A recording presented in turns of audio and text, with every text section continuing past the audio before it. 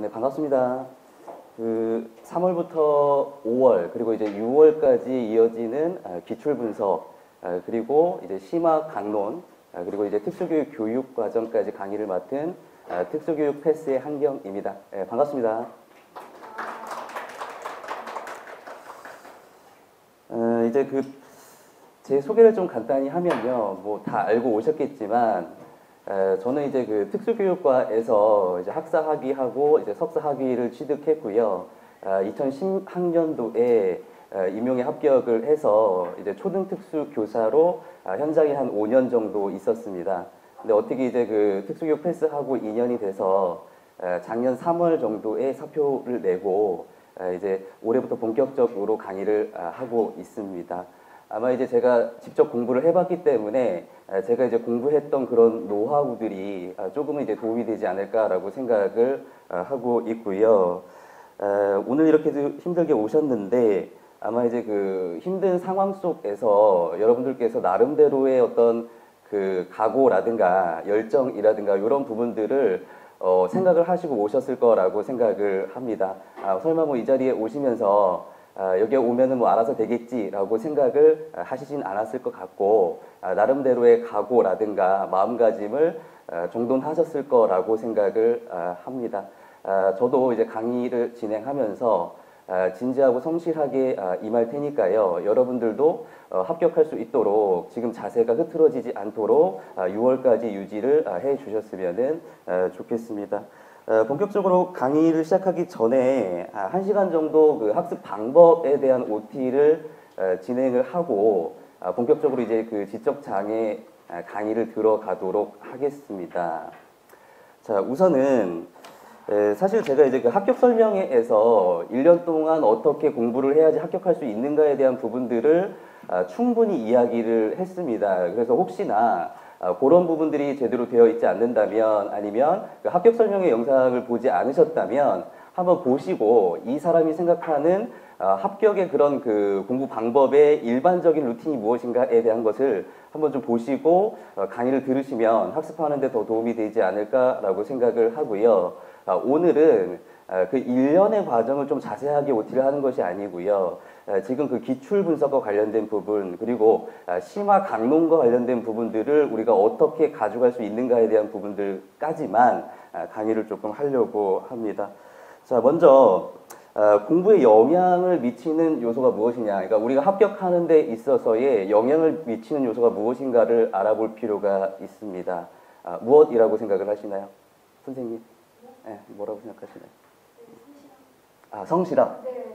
노력, 뭐 이런 것을 말씀하시는 거죠. 선생님 말씀하셔도 이게 안 들어가거든요. 이게 지금 FM 마이크를 차고 있기 때문에 아마 이제 이 앞에서 이야기하는 것만 카메라에 들어가니까요. 이제 부담 없이 말씀을 하셔도 될 것 같고요. 근데 이제 뭐 중간에 질문이나 이런 것들은 강의가 끝나고 질문해 주시면 될 것 같습니다. 우선 이제 뭐 성실함을 말씀하셨고요. 선생님은 체력이요.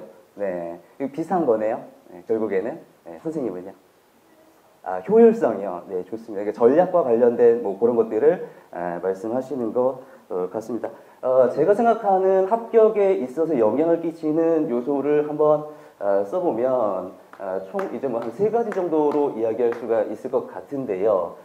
첫 번째는 유전자가 아닌가 생각을 해보고요. 그러니까 아무래도 유전자가 뛰어난 사람들은 무엇을 하든지 간에 이것을 더 빨리 캐치하고 학습하는 능력을 갖고 있더라라는 것이 제 기본적인 생각입니다. 여기에는 뭐가 있을 수 있느냐라고 보면은 첫 번째로는 단기 기억과 관련된 암기력과 관련된 부분들이 있을 수가 있겠습니다. 아무래도 기본적인 암기를 잘하는 사람들이 학습에 있어서 보다 유리한 고지를 점할 수밖에 없다라고 생각을 하고요. 이런 암기력뿐만이 아니고 우리가 생각하는 어떤 전략적 측면들도 더 잘 알고 있다라는 생각이 들고 있습니다. 또 뭐가 있겠습니까? 언어력과 관련된 부분들 그리고 노력과 관련된 부분들도 여기에 포함이 된다라고 볼 수가 있는데요. 결국에는 뭡니까? 유전자가 뛰어난 사람들은 이 모든 것을 갖고 있더라라고 하는 것입니다. 두 번째는 이제 우리 같은 사람들은 뭐겠습니까? 무조건 노력이죠. 노력일 것이고요. 또 여기에 전략과 관련된 부분들도 같이 첨가가 될 수 있다라고 생각을 합니다. 세 번째는 뭐가 있을까요? 운과 관련된 부분들도 확실히 영향을 끼치고 있는 것 같습니다. 뭐가 있냐면 내가 시험을 보는데 올해 시험의 경향이라든가 아니면 내가 어떤 특정 강사의 페이퍼를 시험 전에 들어가서 봤는데 이 부분들이 출제가 되었다던가 이런 부분들도 영향을 미칠 수 있다라고 생각을 합니다. 뭐 시험 경향이라든가 아니면 뭐라 그래야 되나요? 뭐 특정 강사의 어떤 그 찍어준 뭐 페이퍼라든가 이런 부분들이 있을 수가 있네요. 이거 빼고 하는 게 오랜만에 이거 꼬지를 한번 써봤더니 조금 적응이 안 되는 것 같습니다. 자, 그러면 유전자가 좋은 사람들이 보다 높은 고지를 점하고 있는데 여기서 우리들이 보다 이들과 경쟁해서 합격하려면 무엇을 할 수 있어야 되는가라고 한다면 뭐 남는 것은 노력과 전략 그리고 운밖에 없다라고 할 수가 있겠습니다. 그러니까 저는 어떤 생각을 하고 있냐면 임용시험을 만약에 2016년도에 임용시험을 봤다라고 한다면 그 시험에 참석한 사람들의 점수 분포가 어떻게 될까라는 것들을 경험적으로 또는 혼자 생각을 많이 해봤습니다. 이것이 정규 분포는 아닐 겁니다. 분명히. 그러니까 왜냐하면 아마 이제 한 해에 유초등을 다 합치면 한 4,000명 정도가 시험을 보는데 이 4,000명이 대부분 정규 분포를 그리고 있고 대부분 평균에 분포하고 있다라고는 볼 수가 없습니다. 아마도 제가 이제 분포를 한번 그려보면 아마 이런 형태가 되지 않을까라고 생각을 하고요. 자, 이것을 갖다가 뭐라 그럽니까? 정적 편포라고 이야기를 하지요. 그러니까 이제 플러스 쪽에 꼬리가 가여 있는 것을 갖다 정적 편포라고 이야기를 하는데 만약에 이쪽이 합격 컷이라고 한다면 이 컷 대에 있는 사람들이 그렇게 많지는 않을 것이다. 이 정도로 많지는 않을 것이다라고 생각을 하고 있습니다.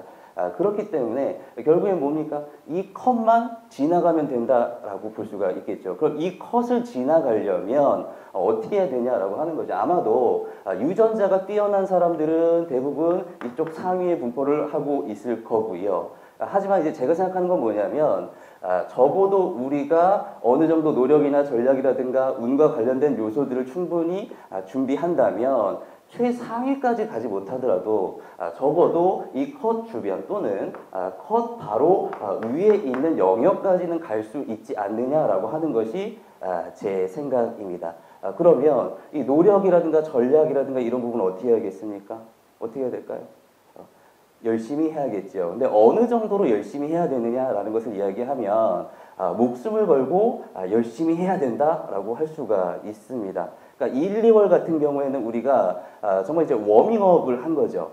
큰 부담 없이 이해하는 공부를 했다고 하면 3월, 4월부터는 우리가 황량한 광야에 내던져졌다라고 할 수가 있어요. 그럼 여기서 살아남으려면 목숨을 걸고 공부할 수밖에 없다라고 하는 거지요. 그렇지 않으면 유전자가 좋은 친구들이 얼마나 많겠습니까? 그런 친구들을 갖다가 뛰어넘거나 같이 경쟁해서 승리할 수 없다라고 하는 거죠. 특히나 서다평시험 같은 경우에는 암기력이 많은 부분을 차지하고 있기 때문에 이 부분과 관련해서 목숨을 걸고 노력하고 또 이것을 어떻게 뛰어넘을 수 있을까에 대한 생각들, 전략들을 자기가 정립하고 있어야 된다라고 이야기를 할 수가 있을 것 같습니다. 그러니까 목숨을 걸고 노력한다라고 하는 것은 어떤 의미겠습니까?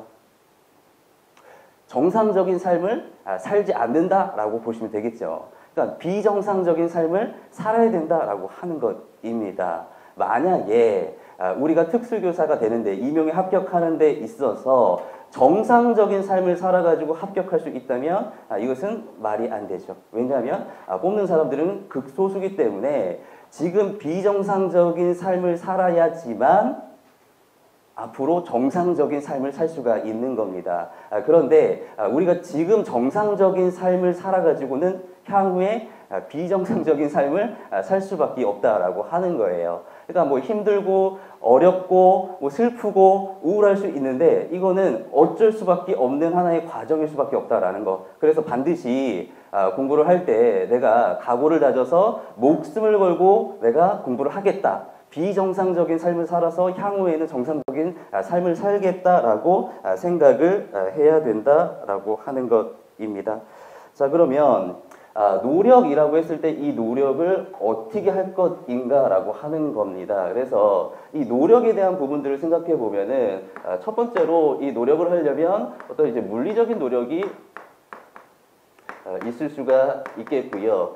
두 번째는 이제 정신적인 노력이 있을 수가 있겠습니다. 그래서 제가 공부를 조금 잘했던 사람들의 물리적인 노력은 어느 정도였는가, 어느 정도의 비정상성을 갖고 있는가에 대한 생각들을 조금 해봤습니다. 그래서 제가 알고 있는 공부를 잘했던 사람들을 조금 이야기를 하자면요. 이제 원희룡이라고 하는 사람이 있지요. 그러니까 원희룡 같은 경우에는 지금 제주지사로 가 있고 또 이제 국회의원도 굉장히 다수 젊은 나이에 당선이 됐던 사람이라고 할 수가 있습니다. 그러니까 제주도가 고향이고 제주도에서 그렇게 부유하지 않은 환경 속에서 그 시골에서 태어난 거죠.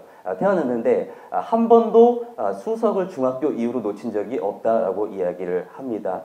그래서 이 원희룡 지사 같은 경우에는 중학교도 그렇고 고등학교도 그렇고 대학을 갈 때도 그렇고 대학에 졸업할 때도 그렇고 사법시험을 볼 때도 그렇고 다 수석을 한 번도 놓치지 않았다라고 이야기를 해요. 그러니까 원희룡 지사 같은 경우에 공부 패턴을 갖다가 모범생형이라고 이야기를 하더라고요. 모범생형.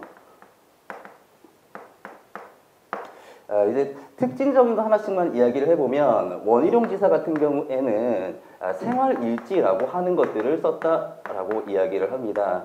생활일지라고 하는 것은 내가 오늘 어제부터 어디까지 공부를 했으며 몇 시부터 몇 시까지 공부했으며 내가 공부를 했는데 이 영역에서는 컨디션이 어땠으며 집중도는 어땠으며 또 여기서 이 문제를 풀다가 내가 느낀 점은 무엇이었으며 이런 자세한 자신의 바이오리듬부터 시작해가지고 자기 학습에 대한 부분들을 다 기록했다라고 이야기를 하고 있는 겁니다. 뭐겠습니까? 어떤 자기 관리적인 측면들을 굉장히 철저히 했다라고 생각을 하시면 될 것 같습니다.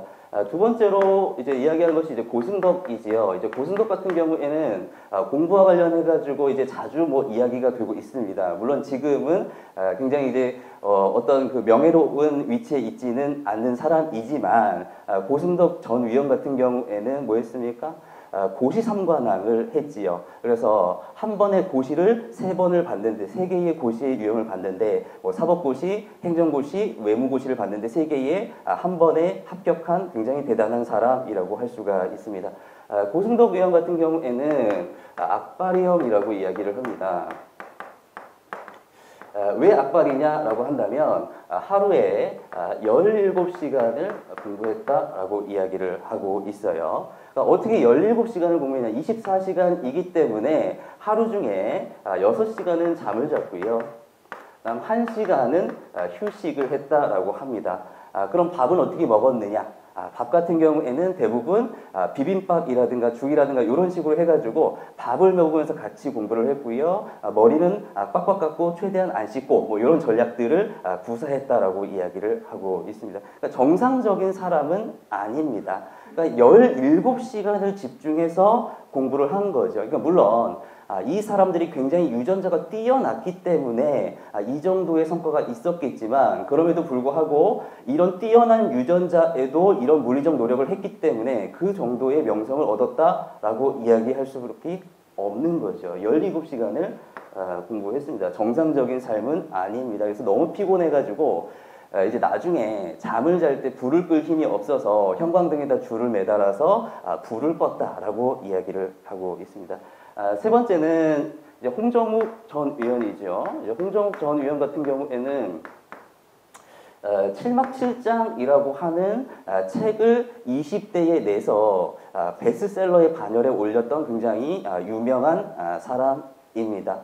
다 모르는 것처럼 이야기하는데 아마 이제 저랑 같은 나이라면 이 7막 7장에 대한 책을 한 번 정도는 읽어보지 않았을까 생각을 합니다. 이 사람 같은 경우에는 중학교 때 미국으로 유학을 떠납니다. 그러니까 부모님이 권유한 것이 아니고요. 어느 날 본인이 어떤 책을 읽다가 자기는 미국으로 유학을 가야겠다라고 생각을 합니다. 그래서 지금처럼 뭐 어떤 준비를 한 것이 아니고 그때 시대 자체가 어떤 그 영어 교육에 대한 부분들이 보편화되지 않았던 시대라고 할 수가 있잖아요. 그런 시대에 본인이 중학교 때 결심을 한 거죠. 그러고 그냥 미국에 있는 중학교로 간 겁니다. 그러니까 본인이 어떻게 했습니까? 영어가 전혀 안 될 거 아니에요. 전혀 안 되기 때문에 이 사람의 공부 방법은 뭐냐면 이제 완벽주의형이라고 얘기를 하는데요. 이 사람의 공부 방법은 뭐냐면 무조건 외워라. 무조건 외워라 라고 하는 겁니다. 그래서 이 사람 같은 경우에는 기숙사가 11시 정도에 소등을 하잖아요. 그럼 새벽 4시까지 기숙사 화장실에서 불을 켜고 모든 영어 단어라든가 영어 문법의 구조라든가 내용을 항상 이렇게 다 암기를 했다라고 이야기를 합니다. 그러니까 이 사람은 굉장히 대단한 사람이죠. 이 사람이 어느 정도까지 대단한 사람이냐면 본인이 어떤 그 영어 번역을 하는 아르바이트를 했었는데요. 30대에 그 회사를 인수하고 본인이 사장이 됩니다. 그러니까 집에서 어떤 이런 그 경제적인 지원을 해주지 않았음에도 불구하고 본인이 30대에 인수까지 해버리는 굉장히 입지전적인 인물이라고 할 수가 있습니다. 뭐가 마음에 드십니까? 세 개 중에 적어도 비정상적인 삶을 살려면 이 세 개 중에 하나는 해야 되지 않겠습니까? 저는 그렇게 생각을 하는데 그러려면은 뭐 여러 가지 생활 일지 뭐 이게 제일 쉽겠네요. 쉬운 거는. 근데 뭐 예를 들어서 하루에 내가 6시간 공부하는데 6시간에 대해서 뭐 기록하고 이런 건 별 의미 없다. 그지요? 뭐 17시간 한다든가 우리는 조금 내려가지고 한 15시간 한다든가 뭐 이런 것들. 저는 이 중에서 제일 마음에 드는 건 뭐냐면 요겁니다. 무조건 외우자라고 하는 것이 가장 마음에 들고 아마도 이것이 우리 시험의 컨셉과 가장 맞는 이야기가 아닌가라고 생각을 합니다. 그래서 무조건 외우자라고 하는 거. 어차피 외워서 쓰는 시험이기 때문에 내가 이것을 어떻게 외워야 될지에 대해서 생각도 해봐야겠죠. 근데 결국에는 외우는 것은 몸소 실천할 수밖에 없는 겁니다. 그래서 계속 앉아서 외우고 까먹고 외우고 까먹고 외우고 까먹고 계속 이런 과정을 통해서 시험 당일날 얼마나 출제된 문제와 관련된 기억들을 많이 갖고 있는 사람이 합격을 하느냐라고 하는 것이 이 시험의 관건인 거죠. 그렇기 때문에 여러분들이 1, 2월은 워밍업이었습니다. 그냥 몸을 푼 거고 본격적인 공부는 3월부터 시작하는 거기 때문에 우수한 유전자를 가진 사람들과 대결하거나 아니면 같은 동률에 끄기 위해서는 이런 물리적인 노력을 목숨을 걸고 비정상적인 삶을 통해서 실천해야 된다라고 하는 것들을 꼭 기억을 해주셨으면 좋겠습니다. 좀 편하게 생각을 하세요. 어차피 이제 공부하시다 보면은 이제 뭐 초수생이 아니기 때문에 다 아시겠지요. 외워야 될 양은 굉장히 많은데 전혀 외워지지 않는다라고 하는 거, 이런 조건들은 누구나 다 똑같습니다. 내가 정말 IQ가 너무 좋아가지고 내가 보자마자 이것을 사진 찍듯이 암기하는 사람이다라고 하는 것을 빼고는 어느 정도의 편차만 있을 뿐이지 대부분은 다 똑같은 조건을 갖고 있기 때문에 여러분들이 이것에 대해서 부담감을 가질 필요가 없습니다. 특수교육 교육과정도 마찬가지입니다. 이렇게 나중에 가다 보면 이거 전혀 외워지지 않습니다. 이렇게 얘기하시는 분들이 있는데요. 다 똑같습니다. 다 똑같은 입장에서 그래도 외우고 까먹고 계속 이 과정을 한 사람이 그나마 어느 정도의 기억을 갖고 시험장에 들어간다라고 할 수밖에 없는 거죠. 그러니까 세 개 중에 하나는 무조건 해야 된다. 근데 저는 요 홍정욱의 무조건 외워라 라고 하는 방법이 굉장히 마음에 든다 라고 할 수가 있습니다. 자, 두 번째, 정신적인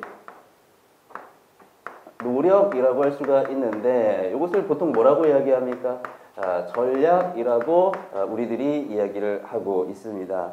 제가 이제 합격 설명회도 그렇고 이제 그 OT를 하게 되면 항상 이야기하는 것이 있는데 그 학습의 단계라고 하는 것이 있습니다. 그래서 이 학습의 단계를 통해서 학습을 해야 된다라고 하는 거죠. 물론 학습자마다 다양한 방법을 갖고 있고 자신만의 필승 전략을 갖고 있을 수는 있어요. 하지만 일반적인 학습의 단계라는 것이 있기 때문에 여기서 벗어날 경우에 합격하기는 좀 어렵다라는 생각을 저는 갖고 있습니다. 저는 이제 기초 단계, 기본 단계, 이제 심화 단계 뭐 이렇게 나누고 있습니다. 자, 행동수정에서도 학습의 단계를 나누고 있지요. 습득의 단계, 숙달의 단계, 그리고 일반화의 단계 이렇게 나누고 있습니다.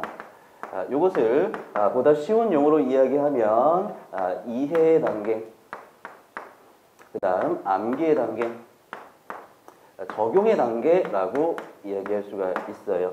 우리가 1, 2월에 충분히 이해의 단계라고 하는 것은 거쳤죠. 1, 2월 기본 이론을 보면서 이 내용에 대한 이해는 충분히 했다라고 생각을 합니다. 그러니까 다독을 통해서 또는 정독을 통해서 강사의 설명을 통해서 기본적인 이해를 한 거지요. 그런데 여기서 우리가 갖고 있는 근원적인 한계라고 하는 게 있죠. 그건 뭐겠습니까? 유전자가 뛰어나지 않다라고 하는 거. 그렇기 때문에 이 이해를 위한 설명 고리들도 암기적인 요소라고 하는 겁니다. 그래서 내가 암기력이 좋지 않으면 오늘 내가 A라는 개념에 대해서 여러분들이 쉽게 이해할 수 있도록 어떤 방식을 통해서 설명을 했지만 그 논리적 고리라고 하는 것이 기억에 없는 거죠. 시간이 지나고 나면. 그렇기 때문에 앞에서 이해한 것은 사실 큰 효용이 없습니다. 여러분들이 합격하는데 큰 영향을 줄 수 있는 요소는 아니다라고 하는 거죠. 그럼 본격적으로 시작되는 건 뭐겠습니까? 암기부터 시작이 된다라고 할 수가 있어요. 무조건 외워야 되는 거죠. 무조건 외워야 되는 거죠. 그런데 여기서 끝나면 모르는데 최근 2016년도 임용시험의 경향은 뭐다? 적용하는 것, 심화하는 것 이런 것들까지 대두됐다라고 생각을 하시면 될 것 같습니다. 이해는 어떻게 합니까? 처음에 이해라고 하는 것은 엉덩이로 공부를 해야 됩니다. 우선은 앉아 있어야 되고요. 또 머리로 이해를 하는 것입니다. 암기라는 것은 무엇으로 암기하겠습니까? 암기라는 것은 손으로 쓰면서 암기를 하게 되고요. 입으로 말하면서 암기를 하게 된다라고 할 수가 있어요. 그 다음에 최종 목적지인 적용의 단계, 심화의 단계라고 하는 것은 뭐겠습니까? 이것은 가슴으로 적용을 할 수밖에 없는 겁니다. 이거 가슴으로 생각을 할 수밖에 없다라고 볼 수가 있습니다. 자, 그래서 이해 단계에서 가장 많이 하는 것이 무엇이겠습니까? 다독이라고 하는 것. 그리고 마인드맵이라고 하는 것을 우리가 많이 그리게 되지요. 그죠? 자, 그 다음 암기 단계에서 해야 될 것은 뭐겠습니까? 암기를 하려면 기본적으로 기본 이론서를 다 외울 수는 없는 거 아니에요. 양이 너무 많으니까 기본 이론서를 다 외울 수가 없기 때문에 암기할 수 있는 것이 정리되어 있는 요약본이라고 하는 개념이 있어야겠지요. 이것을 우리가 뭐라 그럽니까? 서브노트라고 이야기를 하고 있지요. 그러니까 서브노트가 우선은 있어야 되는 겁니다. 서브노트가 없는데 나한테 요약본이 없는데 내가 기본 이론서에 있는 줄구를 내가 줄줄줄 외워가지고 이것을 써서 합격할 수 있다라고 하는 사람은 뭐겠습니까? 유전자가 굉장히 뛰어난 사람이기 때문에 이 강의를 들을 필요가 없습니다. 그러니까 저 같은 경우에도 사실은 제가 유전자가 전혀 뛰어나지 않은 사람이기 때문에요. 제가 지금도 그렇게 생각하고 예전에도 그렇게 생각을 했었고요. 그래서 제가 임용시험을 준비하면서 처음에 준비할 때 제가 2번 만에 임용시험에 합격을 했는데 처음 준비할 때는 제가 합격할 것이라고 한 번도 생각하지는 못했습니다. 그러니까 정말 운이 좋아가지고 합격해봤자 1차 시험 정도 합격하겠다. 그때 이제 3차 시험까지 있었거든요. 그래서 1차 시험 정도까지 합격하겠다라고 생각을 했었는데요.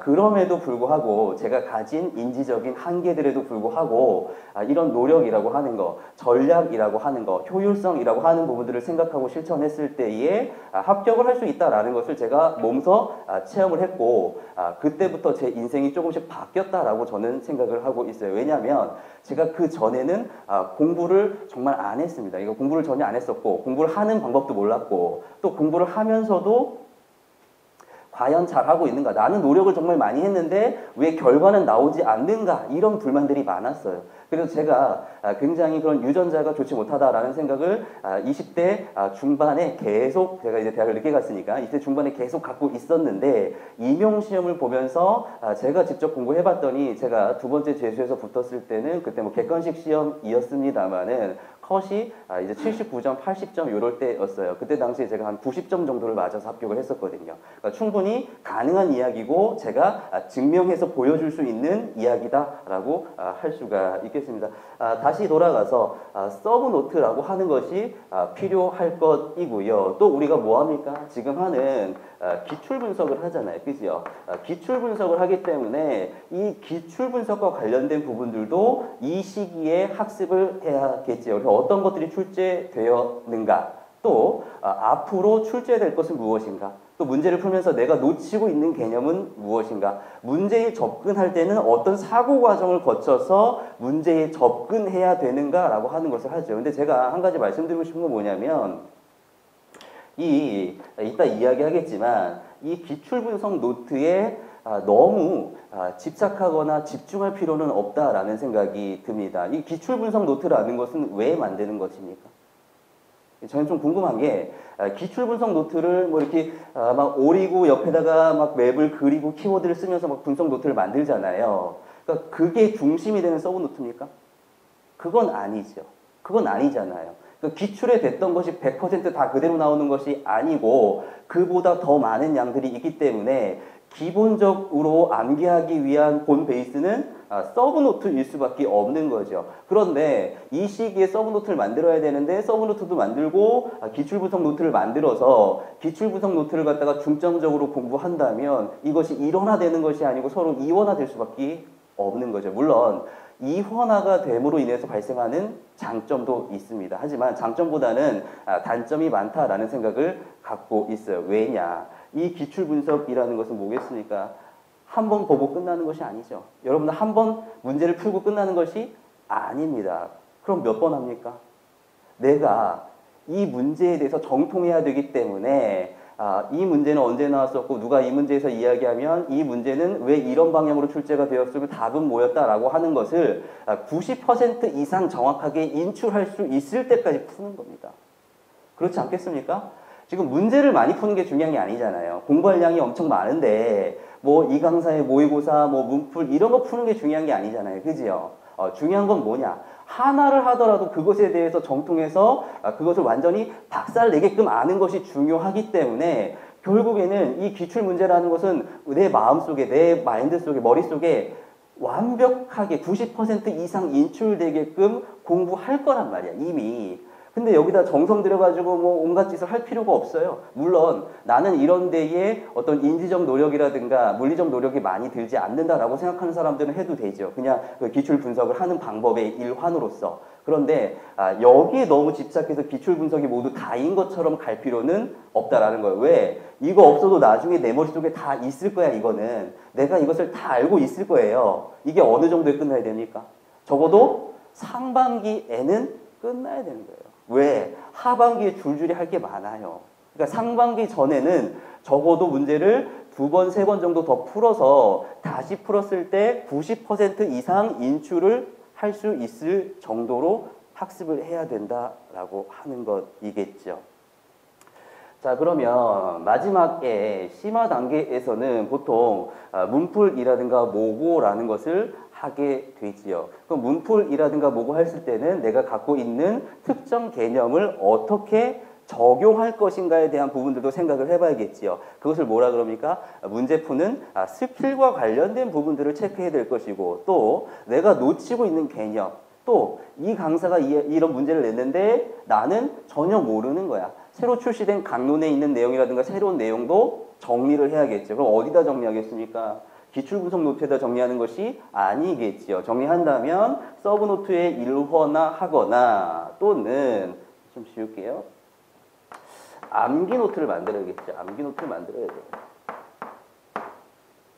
그러니까 서브노트가 본 자료라고 한다면 본 자료에 통합해서 했을 때는 일관성이 있습니다. 그러니까 일관성이 있기 때문에 굉장히 좋은데 또 반대로 단점도 갖고 있어요. 어떤 단점 갖고 있냐면 비중을 조절해서 암기할 수 없다는 단점이 있습니다. 그러니까 계속 똑같이 암기를 합니까?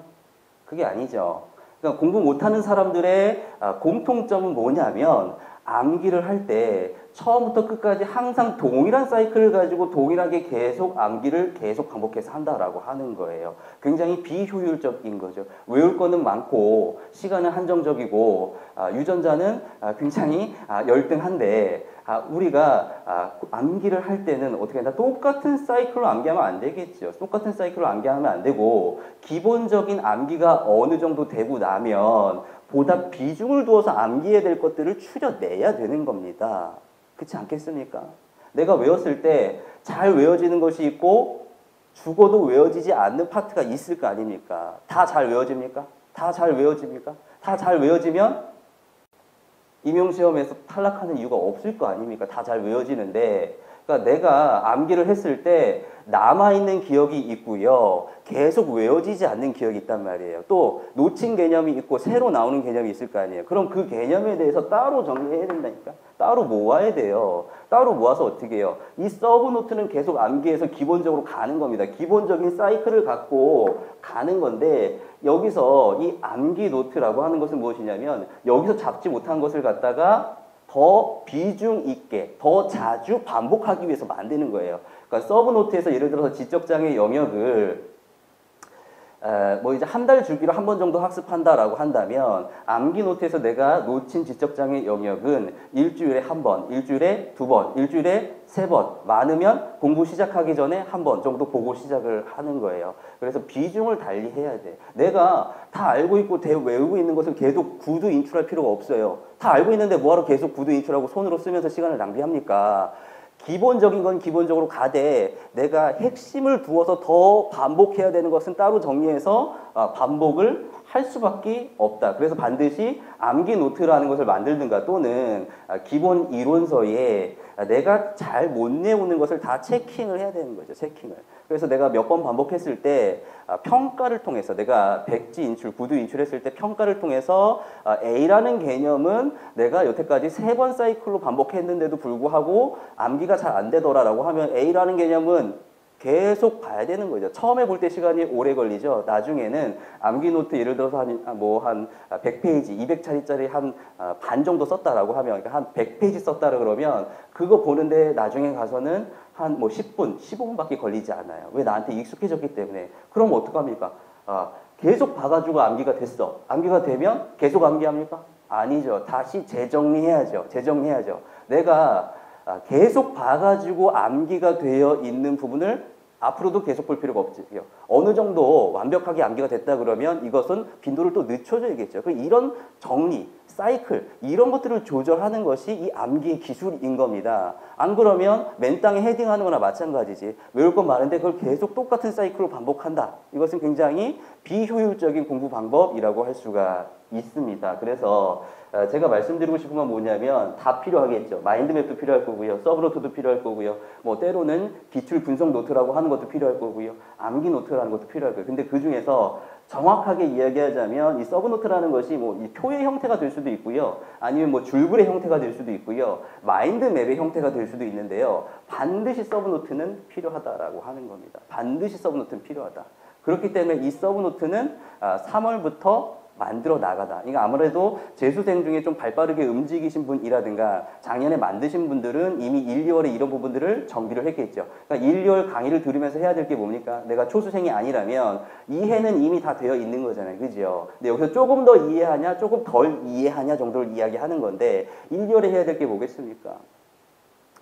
어떤 부분이 출제될 수 있는가에 대한 생각을 해야겠죠. 어떤 부분이 출제될 수 있는가. 그러니까 이론이 굉장히 많은데 이 이론 중에서 출제될 수 있는 포인트가 무엇이며 이 출제될 수 있는 포인트를 내가 단순히 이해했다고 쓸 수 있는 것이 아니니까 서답형 시험에 쓸 수 있는 문장 형태로 정선을 해서 그것을 서브노트에다 다 기록을 해야 될 거 아닙니까? 암기 안 하면 핵심 키워드를 모르면 쓸 수 없기 때문에 반드시 이 작업이 동반돼야 된다라고 하는 거예요. 물론 기출 분석을 하면서 이 작업을 할 수도 있습니다. 그러니까 기출 분석을 하다 보면 이 해에는 이런 요소들이 출제가 됐구나, 이런 요소들이 출제가 됐구나 이런 것들을 보면서 출제되었던 키워드도 옮길 수 있고요.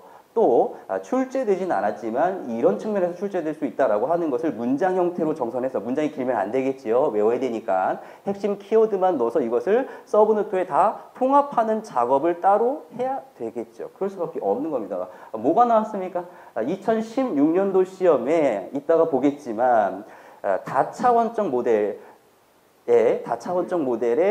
뭐 강조점이라고 하는 거, 뭐 특징이라고 하는 거, 뭐 이런 것들, 의미라고 하는 거, 이런 것들이 출제가 되었잖아요. 이제 그거 외에도 뭐가 있었습니까? 개인 중심 계획이라는 것도 있었고, 초분절적 자질의 뭐 의미라는 것도 있었고, 이런 게 있었잖아요. 예전에 의미가 뭐냐, 강조점이 뭐냐, 특징이 뭐냐라고 안 물어봤었단 말이에요. 그죠? 안 물어봤어요. 그럼 우리가 기껏해야 찾던 테마들은 뭐겠습니까? 이유가 뭔지, 목적이 뭔지, 이런 테마들을 주로 찾았단 말이야. 근데 2016년도에는 강조점이 뭐냐고 물어봤어요. 그러니까 뭘 쓰라는 거야, 강조점이. 의미라는 게 뭘 쓰라는 거야? 감이 안 오잖아요. 책에, 강론서에, 기본 이론서에 쓰여 있으면 상관이 없어. 이 다차원적 모델의 강조점은 이것이다라고 쓰여 있으면 상관이 없는데 안 쓰여 있단 말이에요. 그러면 이론서를 보면서 어떤 부분이 출제될 것을 다 문장으로 정선해서 나름대로 키워드를 만들고 이것을 서브노트에 통합하는 작업이 이루어져야 되는 거지요. 빨랐으면 1, 2월에 이루어졌을 거고 늦었으면 지금 기출 분석을 하면서 서브노트를 만들면서 일원화하면 된다라고 말씀을 드리고 싶어요. 근데 적어도 어떻겠습니까? 상반기 중에는 이 작업이 끝나는 것이 적절하겠죠. 왜? 후반기에는 할 것들이 또 많이 남아 있으니까요. 잠시만요. 자, 그래서 다시 돌아가 보면 자, 1, 2월에는 이해를 했다라고 한다면 그 다음 3월부터 지금부터는 암기를 해야 되는데 암기 수준이 어떻게 가야 되냐라고 하는 거죠. 여기 3월이 있고요. 11월이 있다라고 한번 봅시다. 그럼 기본적인 내용의 암기 수준이라고 하는 것은 계속 가는 거죠.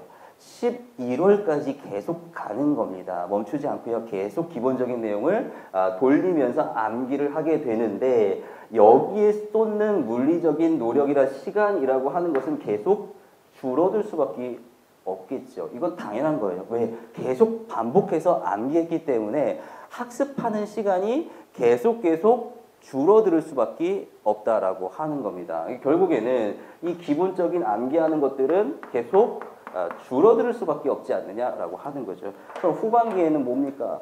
후반기에 공부가 있는 거겠죠. 그러니까 예를 들어서 6월, 7월부터는 후반기에 해야 될 공부들이 있습니다. 뭐겠습니까? 여기에 있는 심화라고 하는 거, 일반화라고 하는 거, 적용이라고 하는 거, 이거 해야 될 거 아닙니까? 또 뭐 있습니까? 이 암기 노트라고 하는 거, 이거 해야 될 거 아니에요. 그죠? 이런 거 하려면 후반기의 암기는 다시 늘어나겠죠. 후반기의 암기는 늘어날 수밖에 없어요. 이때 주로 하는 것들이 뭐 문풀도 해야 되고, 모고도 해야 되고, 뭐 첨삭도 받아야 되고, 뭐 다른 내가 외우지 못한 개념도 암기해야 되고, 또 뭐가 있겠습니까? 여기 교육과정이라고 하는 테마가 있잖아요. 그죠? 그럼 교육과정에 대한 것도 정말 단순무식하게 외울 수밖에 없는 거란 말이에요. 그러면 이것도 후반기에 해야 될 거란 말이야. 근데 예를 들어서 서브노트를 후반기까지 만들고 있거나 이 서브노트에 대한 암기에 공부 시간을 전반적으로 투자하면은 후반기에 해야 될 걸 못한다니까. 후반기에 해야 될 게 엄청나게 많아요. 옛날 같으면 기본적인 암기 정도만 해도 컷보다 뭐 1, 2점 높거나 3, 4점 높을 수 있었는데 최근의 시험 트렌드라고 하는 것은 기본 암기만 갖고 되는 것이 아니고 여기에 대비해야 되는 것들이 있죠. 뭐 새로 나온 이론이라든가 전혀 모르는 개념을 갖다가 출제한다든가 아니면 적용한다든가 내가 알고 있긴 한데 분명히 알아. 근데 쓸 수는 없어. 이런 것들 대비해야 될 거 아닙니까? 근데 대비해야 될 거고. 또 이번에 2016년도 시험의 고득점 포인트는 뭐였습니까? 교육과정이라고 하는 것이 고득점 포인트이었지요. 여기서 예를 들어서 5점에서 6점, 7점 정도를 배당하고 있는데 이것이 얼마나 큰 차이입니까? 엄청난 차이잖아요. 이 엄청난 차이입니다. 컷에서 내가 5점, 6점이 높다라고 하는 거, 남들보다 5점, 6점을 더 맞았다고 하는 거 엄청난 차이잖아요. 그렇죠? 이런 것들을 해야 된단 말이에요. 교육과정도 그렇고. 그러면 후반 가서의 공부가 있기 때문에 상반기에 여기에 집중해가지고 목숨을 걸고 비정상적인 삶을 살아야지 후반기에 대비할 수 있는 요소를 갖고 대비할 수밖에 없다라고 하는 것을 제가 말씀드리는 겁니다. 이런 루틴으로 공부를 해야 된다라고 하는 것이지요. 자, 그래서 지금 해야 될 게 뭐겠습니까? 여러분들이 기출 분석도 좋고 심화 강론도 좋은데요. 지금 당장 기본 베이스로 시험 끝날 때까지 해야 되는 건 뭐다? 기본 내용의 암기라고 하는 것 해야 되는 거죠. 그러니까 목숨을 걸고 비정상적인 삶을 통해서 암기라고 하는 것을 할 수밖에 없는 겁니다. 근데 이것이 그냥 암기되는 것이 아니기 때문에 뭐이겠습니까? 구두 인출이라고 하는 것, 그리고 백지 인출이라는 걸 통해서 암기를 해야 된다라고 하는 것입니다. 그럼 언제까지 합니까? 완벽하게 암기할 수 있을 때까지. 그거는 뭐 범위는 여러분들이 정하기 나름이겠죠. 예를 들어 이번 주에 뭐 지적장애를 다 암기하겠다라고 생각하는 사람도 있을 것이고, 지적장애 중에 뭐 파트 1에서 2까지만 하겠다라고 생각하는 사람도 있을 것이고, 나는 하루에 다 하겠다, 아니면 나는 하루에 한 챕터만 하겠다, 이렇게 생각하는 사람도 있을 수 있습니다. 하지만 내가 목표를 잡은 양이 있으면 그것을 갖다가 암기할 때는 뭐다? 완벽하게 외울 때까지 구두 인출, 백지 인출을 하는 것이다라고 하는 거죠. 저는 공부할 때 대부분 이제 구두로 이야기하는 걸 별로 안 좋아해서 백지 인출이라고 하는 걸 하는데요. 이렇게 공부해서 암기할 양을 갖다가 다 요약해서 정리를 하지요. 그냥 오늘 아침에도 하고 왔습니다. 왜? 오늘 아침에도 강의를 해야 되니까 내가 강의에서 기억하고 있어야 되는 것들을 갖다가 구두 인출이나 백지 인출을 할 수밖에 없잖아요. 왜? 나는 유전자가 그렇게 좋지가 않아요. 여러분들하고 똑같기 때문에 저는 똑같이 암기를 해야 돼요. 근데 학습자보다 더 암기할 시간이 없어요. 왜? 계속 자료 만들고 이거 만들고 뭐 이제 강의 어떻게 설명할까 생각하고 하기 때문에 사실 제가 암기할 수 있는 시간은, 정확하게 공부할 수 있는 시간은 오늘 아침에 한 새벽 5시 정도에 일어나서 3시간, 4시간 이 정도밖에 없습니다. 또 집이 멀기 때문에. 그럼 저도 똑같이 요약해서 전날에 요약해 놓은 거 가지고 백지에다가 쓰는 거죠. 백지에 씁니다. 언제까지 씁니까? 완벽하게 쓸 수 있을 때까지 씁니다. 이거 처음에 쓸 때가 제대로 못 쓰겠죠. 처음에 쓰다가 제대로 못 쓰면 다시 보고 씁니다. 그 다음에 다시 새로운 백지 갖다 놔서 또 다시 씁니다. 언제까지? 완벽하게 쓸 수 있을 때까지 그것을 쓰는 거죠. 그지요? 그럼에도 불구하고 어떻습니까? 다음날이 되면 이것은 거의 남아있지 않더라라고 하는 겁니다. 거의 남아있지 않더라. 그렇기 때문에 제가 이야기한 전략이라고 하는 부분들을 사용할 수밖에 없는 거죠. 아무튼 아까 이야기했듯이 요 기본 내용의 암기, 백지 인출이라고 하는 것은 혼자 하든지 스터디를 통해서 하든지 무슨 방법을 통해서 하든지 간에 계속 3월부터 시작이 돼야 된다라고 하는 것입니다. 자, 그러면 이번 강의 주제인 기출분석이라고 하는 것은 어떻게 할 것인가, 이런 것도 뭐 생각을 해볼 수가 있겠죠. 지금 기출문제가 많지요. 기출문제가 많은데 많은 분들이 왜 서답형 문제, 최근의 서답형 문제만 강의 범위에 두고 있느냐라고 하는 것들을 조금 의문을 갖고 있으신 것 같아요. 그래서 옛날에 뭐 02년부터 뭐 이제 08년도까지가 이제 서답형 문제가 있었고, 그다음 09년부터 13년도 또는 13년도 초시까지가 이제 객관식 문제가 있었고요. 그리고 뭐 13 출시나 14부터 뭐 현재까지 서답형 문제가 있지요. 그러니까 이때 서답형이랑 이때 서답형이 동일한 유형이라고 할 수가 있는데, 최근의 유형은 굉장히 정교화되어 있습니다. 정교화되어 있는 예전의 서답형 문제라고 하는 것은 보시면 알겠지만 거의 뭐 단순 단답이라고 생각을 하셔야 될 것 같아요. 너무나 단순한 형태를 갖고 있습니다.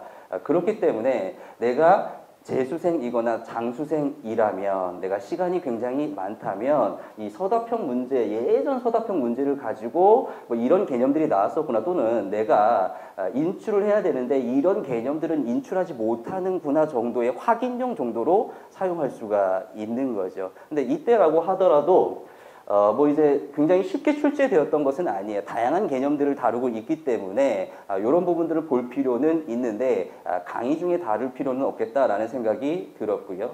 자, 그다음 객관식 문제 같은 경우에는 어떻습니까? 객관식이라는 것은 함정이 있어야 됩니다. 그죠? 함정이 있어야 돼요. 그러니까 함정이 있다 보니까 이 객관식 문제가 굉장히 지역적인 키워드로 들어갈 수밖에 없어요. 자꾸 그러니까 뭐 옳지 않은 것을 골라라 이런 방식으로 문제가 성립할 수밖에 없기 때문에 오지선다라고 하면은 그 밑에 있는 네 개의 키워드, 네 개의 문항 같은 경우에는 완전 그 단어 하나에 따라서 의미가 다르게끔 함정을 판단 말이에요. 그러면 이것을 갖다가 지금의 서답형 시험하고는 트렌드가 전혀 다른 거죠. 트렌드가 완전히 다릅니다. 그런데 또 우리가 어떻습니까? 한번 객관식 시험 문제를 풀다 보면 그냥 뭐 그 지역적인 키워드에 빠져들 수밖에 없잖아요. 그죠? 지역적인 키워드를 갖다가 끝장낼 수밖에 없잖아요. 왜? 마음속에 걸리는 게 있는데 그냥 넘어갈 수가 없지 않습니까? 그냥 넘어갈 수가 없으니까 여기에 계속 집착을 하게 되고 계속 찾게 된다라고 하는 거예요. 그래서 지금의 최근 트렌드는 뭐예요? 중요한 걸 출제하는 트렌드입니다. 중요한 게 뭐냐? 직구로 물에 부른 트렌드입니다. 근데 객관식은 뭐겠습니까? 어떤 A라는 개념을 출제하기 위해서 저 구석에 있는 B라는 개념도 갖고 오고요. C라는 개념도 갖고 오고요. 막 실어증이라는 것도 갖고 오고요. 막 이렇단 말이야. 근데 현재 트렌드하고는 객관식의 트렌드가 전혀 다르기 때문에 굳이 강의 중에 또는 지금 서답형 문제가 어느 정도로 축적되어 있기 때문에 이 부분까지 어떤 물리적인 정신적인 노력을 들일 필요는 없지 않나라는 생각이 들었습니다. 물론 내가 장수생이고 시간이 많다라고 하면 분석하는 것도 나쁘진 않겠죠. 중요한 건 뭐겠습니까? 지금 이 서답형 문제, 축적되어 있는 서답형 문제를 내가 정확하게 여러 번 풀어서 확실하게 알고 이것에 정통한 것이 중요할 수가 있겠죠. 한 번 푸는 게 아닙니다. 아까 이야기했듯이. 그래서 제가 그 오늘 드린 것 중에 기출문제 기록표라고 하는 것을 드렸는데요. 이건 뭐냐면 여러분들이 이 강의가 끝나고 나서 여기서 이제 끝나는 게 아니고 혼자서 문제를 계속 풀어야겠죠. 계속 풀어가지고 내가 제대로 기억하고 있는 것이 무엇이며 이 중에서 모르고 있는 것, 계속 틀리고 있는 것이 무엇인가라는 것을 정리해야 될 겁니다. 그래서 내가 수준이 어디까지 가야 된다?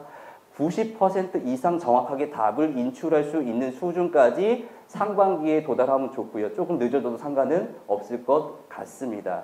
그래서 뭐 방법은 두 가지 방법이 있을 것 같은데요. 첫 번째 방법은 뭐냐면 이제 강의가 끝나고 나서 그 프린트를 한 번 더 뽑는 거죠. 한 번 더 뽑아가지고 다시 푼 다음에 거기에 틀린 것을 체크하는 거죠. 틀린 것을 체크하고 자, 그 다음에 또 틀린 것을 체크하려면 어떻게 하겠습니까? 다시 풀어야 되는데 그 다음에 이제 체크를 하려면 똑같은 시험지에 체크해야지 알 수가 있잖아요. 내가 한 번 틀렸는지 두 번 틀렸는지 세 번 틀렸는지. 그렇기 때문에 지우개로 다 지운 다음에 다시 푸는 방법이 있어요. 근데 그게 너무 힘들죠. 그걸 다 지워야 되니까. 그죠? 또 지운다 하더라도 내가 예를 들어서 중등에서 서술형 4점짜리 문제인데 4점짜리 요소 중에 어느 요소가 틀렸는지를 기록하지 않는다면 내가 정확하게 어떤 부분 틀렸는지를 알 수가 없는 거죠. 그래서 이제 제가 그 기록표라고 하는 것을 만들었어요. 근데 보면은 참 이제 초등은 계속 그 문제의 형식이라든가 배점이라든가 이것이 일관성 있게 가고 있는데 중등은 정말 1년 단위로 2년 단위로 막 문제의 개수라든가 형식이라든가 뭐 이런 거 계속 바꾸고 있어요. 그래서 제가 굉장히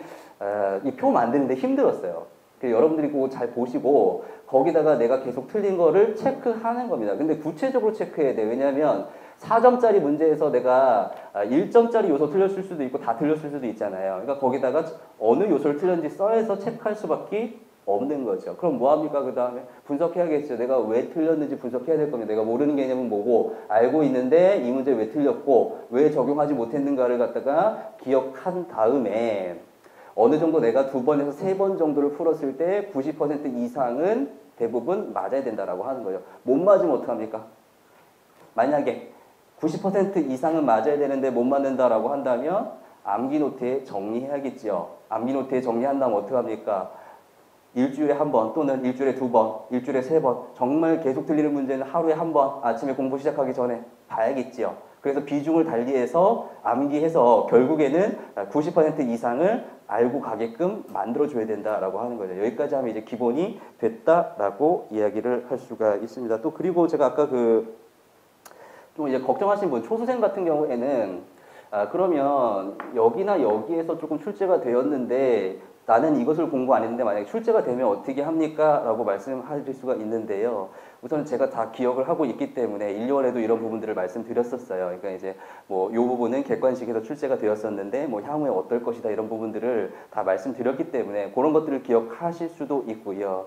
또는 향후에 문풀이나 뭐고 할 때 보다 세련된 방식으로 출제될 수 있는 포인트들은 제가 기억하고 있으니까 정선을 해서 말씀을 드리거나 문제를 내거나 아니면 다시 강의를 한번 하거나 뭐 이런 방식으로 진행이 될 거고요.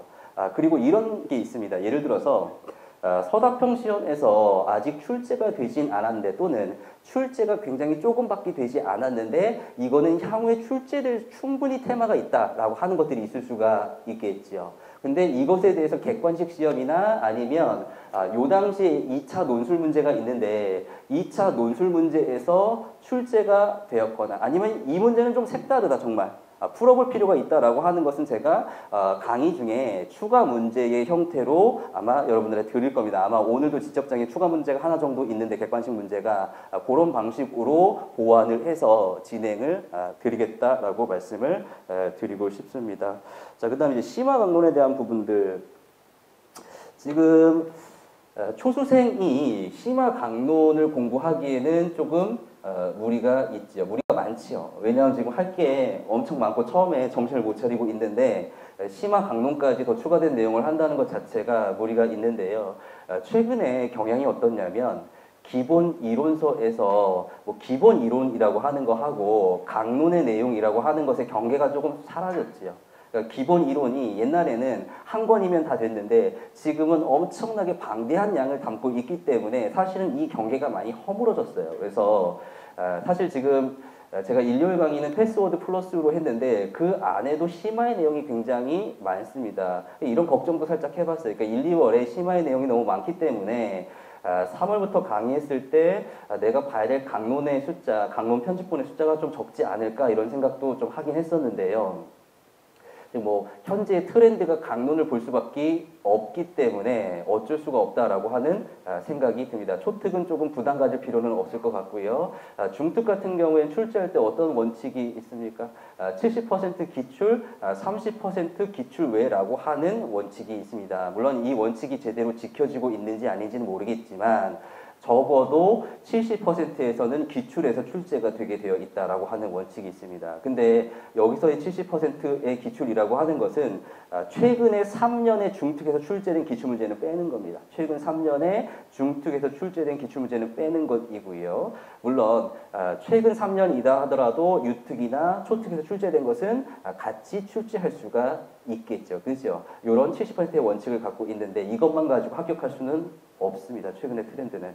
그렇기 때문에 새로운 개념에 대해서 이 30% 개념에 대해서 좀 잡고 갈 필요가 있는 거죠. 그래서 강론 부분들을 봐야 되는데 사실 저는 그런 생각을 갖고 있습니다. 이제 강론을 어느 정도까지 봐야 되느냐, 어떻게 봐야 되느냐에 대한 부분은 조금 절충적인 입장을 가지고 있어요. 그래서 강론책을 다 사가지고 이것을 샅샅이 훑트는 학습법을 통해서 내가 새로운 개념이 나왔을 때 한 문제, 두 문제를 더 맞아서 고득점을 할 수 있다라고 하는 생각에 조금 회의를 갖고 있습니다. 솔직히 제가 그 모고를 내보고 출제자를 분석해보고 시험 결과, 시험지를 분석해본 결과로는 그런 방식으로는 학습하기가 조금 합격하기가 좀 어렵지 않나라는 생각을 합니다. 왜 그렇게 했습니까? 학습량이 너무 많습니다. 학습량이 너무 많아요. 그 뭐 이렇게 강론을 뭐 이제 4개월 뭐 이런 식의 코스로 하잖아요. 이탈률이 굉장히 많습니다. 왜냐하면 처음에는 굉장히 열이 있게 시작하는데 지금 기본 내용도 못했어. 근데 새로운 내용이 무지하게 많아요. 근데 거기서 책을 볼 때는 어떻습니까? 중요한 내용만 보는 게 아니잖아요. 샅샅이 다 잡아야 되잖아요. 시간도 오래 걸리고 학습량도 너무 많기 때문에 중간에 굉장히 의욕이 저하되고 포기하는 경우가 많다라고 할 수가 있어요. 이것도 한 번 보면 되는 게 아니죠. 정리를 또 해야 되고 정리한 걸 또 주기적으로 암기해줘야지 머릿속에 남는 거기 때문에 굉장히 무리한 계획이 될 가능성이 많다라고 하는 것을 제가 생각을 하고 있습니다. 또 뭐가 있을까요? 만약에 그렇게 해서 강론서를 학습했어요. 나오라는 법이 있습니까? 네. 저는 그렇게 생각합니다.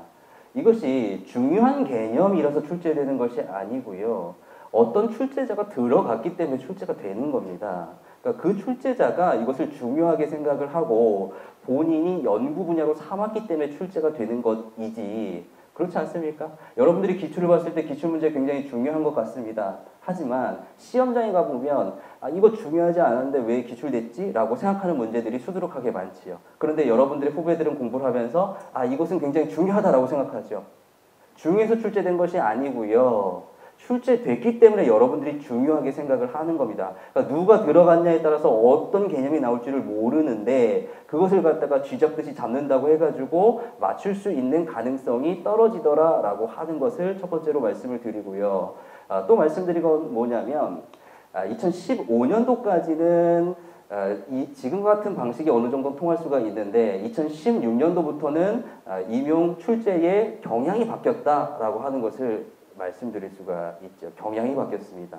그러니까 새로운 강론서를 드립다 파서 쓰는 문제도 있었지만 그 개념을 갖다가 적용할 수 있는 것 또는 강론서의 특정 개념은 없지만 이것을 사례를 보여서 적용할 수 있는 포인트로 바뀐 부분들이 있지요. 토큰과 관련된 문제들도 잘 찾아보면 그것에 대한 정답이 강론서에 명확하게 나와 있지 않습니다. 시계와 관련된 문제도 마찬가지죠. 시계와 관련된 문제가 나와 있습니까? 아니죠. 적용은 문제란 말이야. 그러니까 대비해야 되는 포인트가 많아졌어. 옛날에는 단순하게 암기하고 새로운 개념만 이해했으면 됐는데 이제는 적용이라고 하는 거, 나의 문제 스킬이라고 하는 것들, 또 새로운 개념을 알고 있냐라고 하는 것들, 교육과정을 암기하고 있냐라고 하는 것들, 이런 다양한 포인트들이 많이 생겼단 말이에요. 그러면 대비할 때 강론서만 드립다 파는 방법으로는 대비할 수가 없는 거죠. 그러니까 다양한 가능성을 두고 조금씩 다 갖고 갈 수밖에 없지 않느냐라고 하는 것이 제 생각입니다. 그래서 제가 생각하는 건 뭐냐면 강론서를 볼 때 이것을 갖다가 편집해서 보자. 그러니까 편집이라고 하는 것은 내가 쓸데없는 개념까지 다 보는 것이 아니고 내가 생각하는 환경이라고 이야기하는 이 강사가 생각하는 이 강론서 중에서 출제 포인트가 뭐가 될 수 있는가를 편집해 놓는 것을 갖다가 공부하면 편리하다라고 하는 거죠. 그럴 수밖에 없지 않습니까? 그러니까 여러분들이 제 강의를 왜 듣습니까? 그러니까 이 사람이 단순히 설명을 잘한다 이런 것도 있을 수가 있는데 제 강의를 들을 때는 이 사람이 학습에 대해서 임용에 대해서 생각하고 있는 것을 갖다가 일련의 커리큘럼 안에 반영을 해놨다라고 생각을 하는 거잖아요. 그래서 요새는 강의 들을 때 부분 듣는 게 아니고요. 1월부터 끝까지 계속 가는 경우가 많습니다. 왜 그렇겠습니까? 이 사람이 학습하려면 1월 달에 뭐 해야 되고 2월 달에 뭐 해야 되고 3월 달에 뭐 해야 되고 이것을 갖다가 연간 커리큘럼 안에다가 다 반영을 해놨다 이거예요. 그렇기 때문에 그런 방식으로 따라가는 거 아닙니까? 그러면 이 사람의 어떤 분석력이라고 하는 거, 강론서를 보면서 이 부분 중요하다라고 하는 것을 캐치해서 여러분들한테 알려주는 것을 믿고 봐야 된다라고 하는 거죠. 또 거기서 나올 수도 있고 안 나올 수도 있는 거죠. 왜? 중요하다고 무조건 나오는 것은 아니기 때문에. 그래서 이제 마지막에 가면 저는 이제 어떤 방식을 사용하고 있냐면 이제 편집 학습이라고 이야기를 했잖아요. 강론을 편집해서 본다. 근데 그것을 집중적으로 보는 것이 아니고 분산해서 보자라고 하는 생각을 갖고 있어요. 물론 지금 3월부터 5월까지 강론서가 많이 나오겠지요. 많이 나오는데 여기서 끝나는 것이 아니고 문풀 때 또 새로운 개념이 나오고 모고 때 또 새로운 개념이 나오고 또 문풀 모고에서 3월부터 했던 강론서의 개념이 또다시 나오고 이런 생각을 갖고 있고요. 보통 맨 마지막에 모고를 할 때요. 모고 일주일 전에 출제자 분석한 것들을 이제 드렸었어요.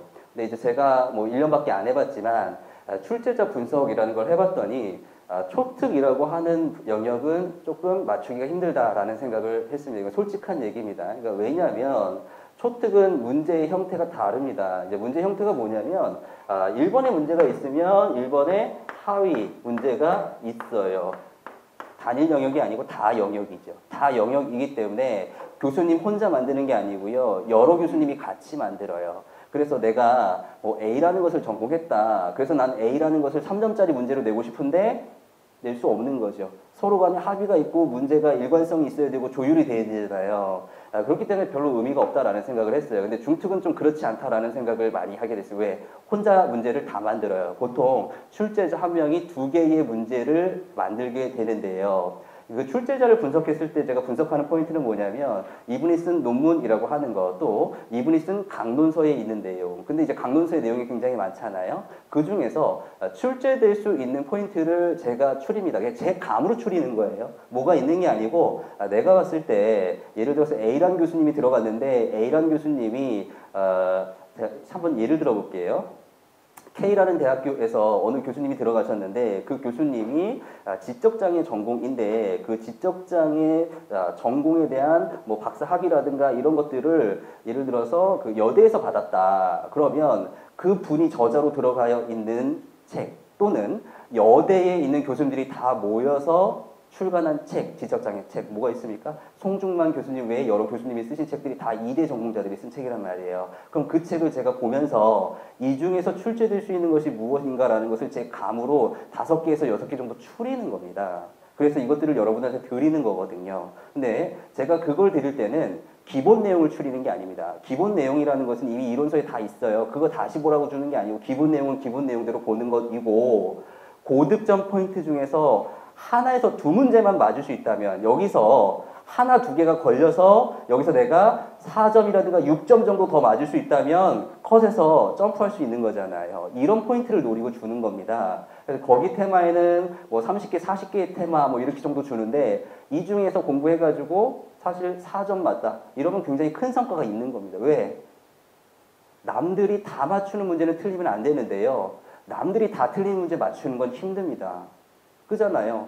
남들이 다 모르는 문제를 내가 알려면 뭔가 특별한 비법이 있을 수밖에 없잖아. 이런 것이 하나 2개 요소만 걸려라라고 드리는 거예요. 근데 이거 실제로 해봤더니 효과가 있었습니다. 그래서 이번에는 시험 보기 2주 전에 이걸 드리려고 하는데 옛날에는 제가 테마만 뽑아줬어요. 그래서 테마만 이렇게 뽑아줬는데 이번에 할 때는 테마가 아니고 그분이 쓰신 강론서의 목록까지 다 한번 실어서 드리려고 그래요. 그래서 그 강론서가 있는 사람은 본인도 한번 집중해서 봐봐라. 그러니까 내가 찍진 않았지만 그 외에서 나올 수도 있는 거잖아요. 그러니까 이런 전략들을 조금 구사했으면 좋겠다라고 생각을 하고 있어요. 그렇기 때문에 어떻습니까?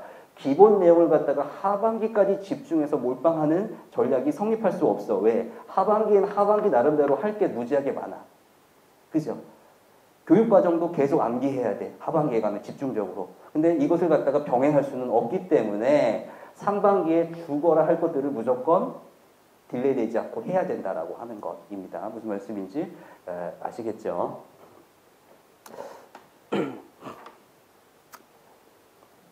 자, 그래서 강론서 같은 경우에는 강론서 편집본을 제가 드릴 거고요. 그걸 가지고 그러니까 여기서 제가 드리는 강론서 편집본이라고 하는 것은 기본 이론에 없는 것을 말씀드리는 거죠. 근데 기본 이론이 사람마다 다르잖아요. 그죠? 뭐 예를 들어서 1열 강의를 제 강의를 들었으면 모르겠는데 다른 책으로 공부한 분들도 있을 것 같아요. 근데 거기까지 다 배려가 될 수는 없을 것 같고요. 그래서 패스워드를 기준으로, 패스워드 플러스를 기준으로 해서 없는 개념과 관련해서 우리가 보다 심화해서 봐야겠다라고 하는 부분들을 프린트로 요약 정리를 해서 드릴 것이고요. 이것이 언제까지 나가냐면 3월에 주로 많이 보지만 3, 4, 5월에 주로 많이 보지만 모고할 때까지 계속 누적해서 나가게 될 겁니다. 그래서 여러분한테 그 1, 2월에 드렸던 강론 자료를 다시 드린 이유가 뭐냐면 그걸 계속 누적해서 공부를 할 겁니다. 누적해서 분산해서 공부하기 때문에 강론서를 따로 보지 않아도 내가 모고 정도 풀 때 정도 되면 핵심 강론 테마가 200개에서 300개 정도 한 권, 책 한 권 정도로 모일 겁니다. 그럼 그것도 나름대로의 후기 공부의 자료로 삼아서 암기하시면 보다 도움이 된다라고 생각을 하고 있습니다. 심화 강론은 그렇고요. 자, 그 다음에 스터디 같은 경우에도 이제 원하는 분만 구성을 해 드리는데 여기 이제 운영은 자율적으로 운영을 하셔야 될 것 같아요. 그러니까 제가 좀 시간이 있으면 뭐 가끔 체크를 해 드릴 텐데요. 그럴 수 있는 시간이 전혀 없기 때문에 그렇게는 안 될 것 같고, 이제 개별적으로는 이제 금요일 저녁마다 제가 이제 상담을 진행할 거예요. 그래서 이제 미리 신청을 해주면 뭐 많이 할 수는 없잖아요. 그죠? 그래서 강의가 끝나고 기본적으로 이제 질문하실 분들 질문을 받고, 또 학습과 관련해서 조금 그 심도 깊은 상담이 필요하다는 분 한 두 분에서 세 분 정도 이렇게 계획을 잡아가지고 그 학습과 관련해서 상담을 진행을 할 거고요. 그때 이제 질문할 때 뭐 이럴 때 물어보시면 되죠. 뭐 이제 공부 방법이라든가 아니면 뭐 이런 뭐 객관식 문제라든가 이런 개념이라든가 물어보시면 될 것 같고요. 보통 좀 시간이 오래 걸리기 때문에요. 그날 강의와 관련된 것들, 전날에 강의와 관련된 것들은 그날 물어보시고요. 혹시 강의와 이제 관련 없거나 다른 영역 같은 경우에는 아마 이제 카페에다가 기록을 해 두시면 제가 신속하게 답을 해드리겠습니다. 또 이제 카페에다 답을 했지만 보다 많은 설명이 필요하다라고 생각하면 다시 학원에 와서 설명을 해 드릴 테니까요. 될 수 있으면 본인의 이름을 비밀 댓글로 써주시면 제가 보고 이제 단순히 인터넷으로 설명하는 것으로 충분하지 않다라 그러면 와가지고 설명을 드리도록 하겠습니다. 그러니까 스터디 하시면서 해야 될 게 뭡니까? 자, 우선 이제 기출에 대한 거, 지금 우리가 기출에 대한 거 다루고 있으니까, 그리고 이제 기출에 대한 거 말고 강론에 대한 것들을 서로 토의해야겠죠. 토의해야 돼요. 왜 그렇습니까? 제가 강의해도 그 강의했던 내용을 다 기억하지 못해요. 그러면 제 강의를 갖다가 몇 번씩 다시 들을 건 아니잖아요. 그지요? 그러려면은 서로 토의를 해야지 내가 까먹은 개념이라든가 모르는 개념에 대해서 상대방이 이야기를 해줄 수가 있을 겁니다. 이게 기본적으로 토의라고 하는 부분들을 해야 될 거고요. 제일 중요한 게 뭐겠습니까? 구두 인출, 백지 인출이라고 하는 거. 근데 백지 인출을 할 수는 없겠죠. 그러니까 구두 인출, 그러니까 파트를 나눠서 어떤 A라는 개념에 대해서 상대방이 물어보면 그것에 대해서 자기가 암기한 것을 뭐 설명한다든가 말한다든가 뭐 이런 방식의 스터디가 계속 진행이 돼야 되는 겁니다. 계속 진행이 돼야 되는 거죠. 이제 기출은 이제 상반기가 끝나면 더 이상 할 필요는 없을 것 같고요. 왜? 내 머릿속에 90% 있는데 뭐하러 또 해야 할 필요가 없을 것 같고요. 하반기는 하반기에 공부가 있으니까 백지 인출은 계속 가면서 추가되는 내용을 가지고 스터디를 진행하면 된다라고 말씀을 드리고 싶습니다. 자, 그 다음에 예습과 복습에 대해서 한번 말씀을 드리고 싶은데요. 1, 2월 강의에서는 예습이 중요하지 않았는데 3월부터는 예습이 중요합니다. 그래서 문제를 반드시 풀어 오셔야 되고요. 제가 문제를 보통 이제 일요일 저녁에 다시 한번 검토를 해서 월요일 아침에 여러분들이 이제 그 자료실에서 다운받을 수 있도록 작업을 해 놓으니까요. 반드시 이것을 다운받아서 풀어 오셔야 됩니다. 그러니까 오늘은 학원에서 바로 등록하신 분들이 있어서 문제를 드렸는데요. 따로 문제를 출력해서 드리지 않으니까요. 출력하셔서 미리 문제를 풀어 오셔야 되고 내가 초수생이다, 이거 너무 벅차다라고 생각하시면 본인의 책을 보면서 풀어 오시면 됩니다. 근데 문제를 익숙하게 하게 해서 오셔야 되겠죠. 그래야지 같이 이제 문제 풀면서 이야기할 수 있는 거리가 될 수 있으니까요. 근데 제가 이제 공지도 올렸는데요. 조금 그 오류가 조금 나는 것 같아요. 그러니까 이제 제가 드린 그 문제 프린트를 보시면 알겠지만 그게 연도별로 정리되어 있는 것이 아닙니다. 그러니까 지적장애면 지적장애가 2013년, 14년, 15년 이런 순으로 정리되어 있는 것이 아니고요. 문제를 다 해부해가지고 제가 한 땀 한 땀 해부해가지고요. 주제 순으로 볼 수 있도록 다 해체를 해서 순서를 정렬을 해놨습니다. 그러니까 제가 이거 할 때 정말 그 인지적인 혼란을 많이 느껴요. 막 이제 막 다 이렇게 출력해가지고요, 찢어가지고요, 다시 막 순서도 맞춰보고요, 이렇게 하는데요. 계속 이게 뻑이 나요. 이게 하다 보면 몇 번씩 확인하는데, 뭐 여기 가로 3번에 문제가 들어가야 되는데 가로 4번이 들어가 있다든가, 이게 앞에가 있다던가, 또는 이제 지적장애라 그래서 영역이 조금 애매한 부분들도 있잖아요. 서로. 이런 것들에 대해서 제가 지금 유체 이탈이 발생하기 때문에 조금 가끔 그렇게 공지가 올라올 때가 있을 것 같아요. 그러니까 예를 들어 13페이지에 뭐가 누락됐으니까 이걸 다시 다운받아라, 다시 출력해라 라고 하는 부분들이 있을 수 있을 것 같아요.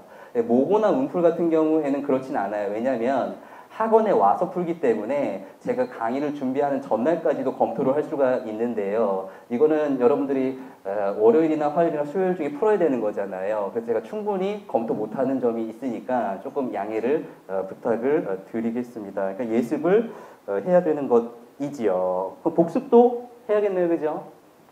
예습했으면 복습도 해야죠. 그죠? 그래서 스케줄표를 한번 만들어 보면 반드시 이렇게 하라라고 말씀드리는 것은 아닙니다. 하지만 공부의 효율성의 측면에 본다면 이런 스케줄로 공부하는 것이 어떠냐라는 것이 제 생각인데요. 자, 일주일을 한번 보면 월, 화, 수 목, 금, 금금이죠. 네, 월화수목 금금금이고요. 자, 아침에 어떡합니까? 아침을 먹고요. 그 다음에 공부를 하지요. 자, 점심을 먹고요.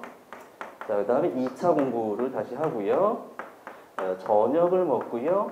3차 공부를 하게 되죠. 3번 공부를 할 수밖에 없죠. 이 중간에 뭐 당구장이라든가 뭐 PC방이라든가 이런 거 끼면은 안 되겠지요.